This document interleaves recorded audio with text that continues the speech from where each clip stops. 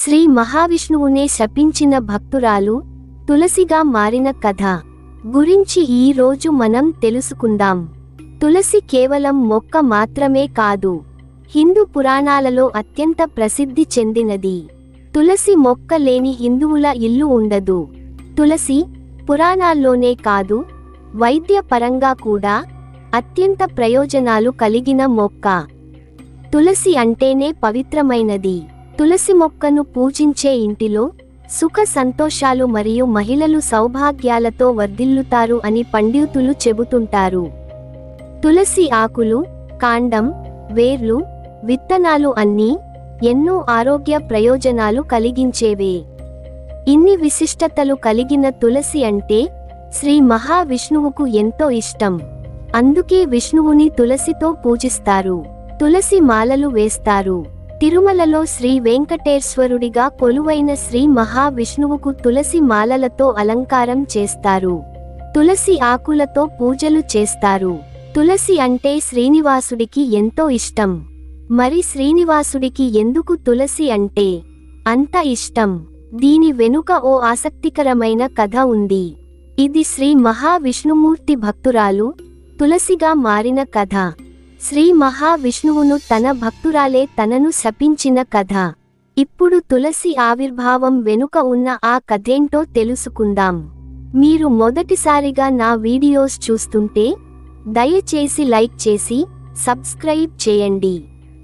తులసి దళానికి లొంగిపోయిన శ్రీ మహావిష్ణువు. శ్రీకృష్ణుడి తులాభారం కథను పూర్తి మలుపు తిప్పింది కూడా ఈ తులసీ దళమే.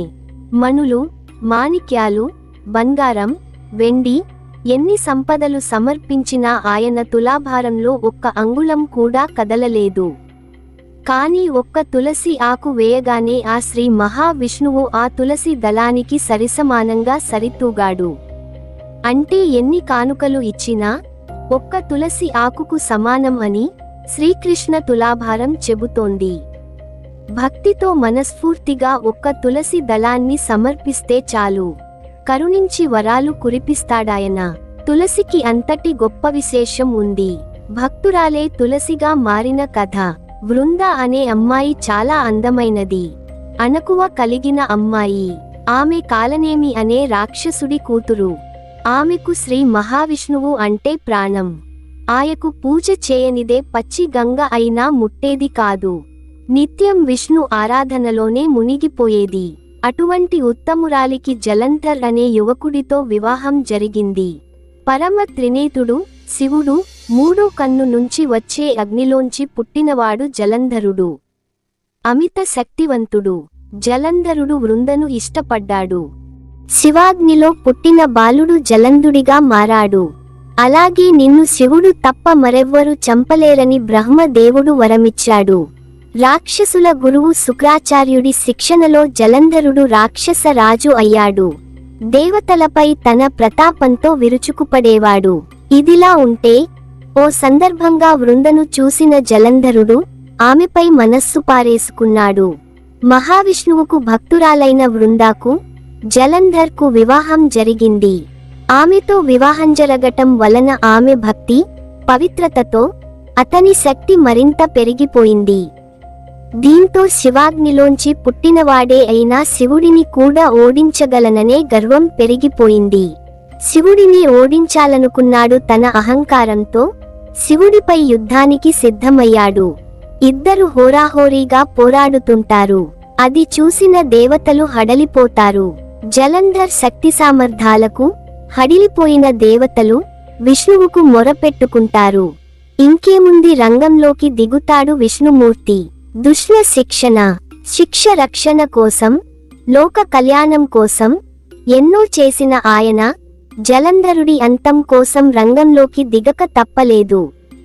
కాని జలంధరుడి భార్య వృంద తన భక్తురాలి భర్తను ఎలా చంపాలా అని సందిగ్ధపడ్డాడు. కానీ తప్పదు. జలంధర్ వల్ల దేవతలు పీడింపబడుతున్నారు. దుష్ట శిక్ష రక్షణ కోసం చేయకూడని పనికి పూనుకుంటాడు. శ్రీ మహావిష్ణువునే శపించిన భక్తురాలు. జలంధర్ శివుడితో యుద్ధం చేస్తుండగా జలంధర్ రూపంలో విష్ణువు వృంద వద్దకు వెళ్తాడు. మహావిష్ణువును తాకగానే తన భర్త కాదని తెలుసుకుంటుంది. ఆమె పాతివ్రత్యం అంత గొప్పది. పాతివ్రత్యం భంగం కావటంతో జలంధర్ శక్తి సన్నగిల్లుతుంటుంది. మరో పక్క తను ఆరాధించిన మహావిష్ణువే తనని మాయ చేశాడని బాధపడుతుంది. తన ఆరాధ్యదైవమైన విష్ణువుపై కోప్పడుతుంది. తన పాతివ్రత్యం భంగం చేయడంపై ఆగ్రహించిన వృంద మహావిష్ణువును శపిస్తుంది. ఆమె మహాపతివ్రత. దీంతో ఆమె శాపనార్థం సాక్షాత్తు మహావిష్ణువుపై పనిచేస్తుంది. ఆమె శాపానికి గురైన విష్ణువు గండకి నది సమీపంలో శాలిగ్రామ శిలగా మారుతాడు. అందుకే గండకి నదిలో శాలిగ్రామ శిలల్ని సాక్షాత్తు శ్రీ మహావిష్ణువుగా కొలుస్తారు. ఆ శాలిగ్రామాలు విష్ణు చక్రం, సూర్యుడు రూపాల్లో ఉంటాయి. ఇదిలా ఉంటే శివుడితో యుద్ధం చేస్తున్న జలంధర్ శక్తి తగ్గిపోవటంతో మహాశివుడి అస్త్రాలకు హతుడవుతాడు. భర్త మరణించాడని తెలుసుకున్న వృంద తీవ్ర మనస్తాపానికి గురవుతుంది. ఇక తన జీవితం ఎందుకు అనుకుంటుంది. అలా తన జీవితాన్ని ముగించుకోవాలనుకుంటుంది. వృంద తనువు చాలించే ముందు విష్ణుమూర్తి ఆమెను తులసిగా పిలుస్తాడు. నువ్వు చాలా గొప్పదానమ్మా. నిన్ను భూలోకంలోనే కాదు దేవతలు కూడా కొలుస్తారు. సౌభాగ్యాలను ప్రసాదించే గొప్పదానివిగా పూజలందుకుంటావని ఆశీర్వదిస్తాడు.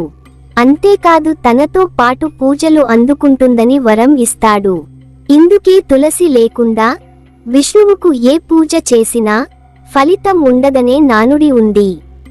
అందుకే ప్రతి ఒక్కరి ఇంట్లో తులసి ఉంటూ పూజలు అందుకుంటుంది. మీరు కూడా ఈ విధంగా తులసమ్మను భక్తి శ్రద్ధలతో పూజించి ఆ విష్ణుమూర్తి కటాక్షం పొందాలని కోరుకుంటున్నాను.